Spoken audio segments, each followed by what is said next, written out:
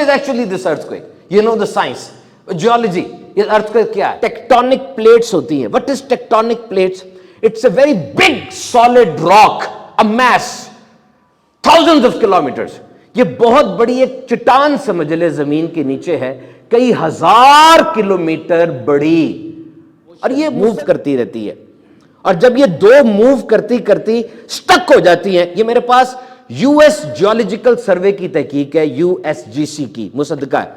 ये जब मूव करते करते आपस में स्टक हो जाती है, फंस जाती हैं, अब ये हिल नहीं पाती, तो स्ट्रेस पैदा होता है. और ये स्ट्रेस जब फ्रिक्शन से तेज हो जाता है तो एनर्जी रिलीज होती है.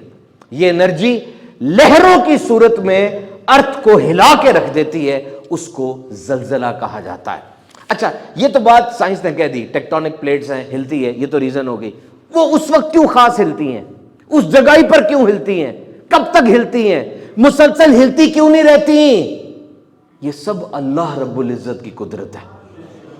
All these parameters are under the control of omnipotent Allah. जलजले का मरकज क्या है, एपिसेंटर क्या है, बताया जा सकता है. जलजले की शिद्दत क्या है, 7.2 बताया जा सकता है. जलजले की गहराई क्या है, बताया जा सकता है. लेकिन साबित कर दो, कोई साइंस ये बता दे जलजला कब आएगा. No science can predict and avert. Science नहीं बता सकती जलजला कब आएगा. साइंस ने बता तो दिया कि टेक्टोनिक प्लेट्स की ये मूवमेंट है, लेकिन इस्लाम बताता है कि क्या करोगे तो जलजले नहीं आएंगे. ये इस्लाम बताता है ना, क्या करोगे तो जलजले नहीं आएंगे. These guidance are from Islam. जलजलों की तारीख बड़ी पुरानी है. सबसे पहला जलजला हजरत आदम अलैहिस्सलाम के दौर में आया था, जब काबील ने हाबील को हलाक किया था. जमीन कांपी थी, 7 दिन तक जमीन पे जलजला रहा था. और फिर जब हजरत इब्राहिम अलैहिस्सलाम ने हजरत इस्माइल अलैहिस्सलाम को ज़बह किया, चट्टान पे लिटाया, जलजला आया था. अर्श और कुर्सी हिल गए थे. आसमान पर ये जो सूरज है ये अपनी जगह से हिल गया था और आसमान सुरख हो गया था. और फरिश्तों ने अर्ज की थी, अगर अल्लाह किसी को अपना खलील बनाता तो इनको बनाता. और अल्लाह ताला ने हज़रत इब्राहिम अलैहिस्सलाम को अपना खलील बना लिया. हज़रत सालेह अलैहिस्सलाम की कौम पे भी जलजला आया था. उन्होंने उस ऊँटनी को मार दिया था, उस ऊँटनी को जो निशानी थी, जलजला आया. शुएब अलैहिस्सलाम की कौम पे जलजला आया. ये नाप तोल में कमी करते थे, हक पूरा नहीं देते थे, जलजला आया इनके ऊपर. हक पूरा दो. असहाबे फील के ऊपर जो काबा गिराने के लिए आया था, उसमें भी जलजला आया था. और एक जलजला तब आया, उमर फारूक आजम के दौर में भी जलजला आया. जमीन कांपी, उमर फारूक आजम ने दुर्रा निकाल के जमीन को मारा और कहा, क्यों हिलती है, क्या उमर ने तेरे पे अदल नहीं किया? तो मेरे मोहतरम सामीन किराम, ये जलजला, बीबी आयशा सिद्दीका फरमाती हैं, जब जिना को हलाल समझा जाएगा, शराब पीने लगेंगे और गाने बाजे को मशगला बना लेंगे, अल्लाह की गैरत को जोश आएगा और जमीन को हुक्म होता है कि वो जलजला बर्पा करे. हजरत सालेह अलैहिस्सलाम के दौर में जलजला नबी की नाफरमानी थी और हुजूर ने फरमाया, इंतजार करो सुर्ख आंधियों का, जमीन में धंस जाने का, जलजलों के आने का, सूरतें बदल जाने का. कब?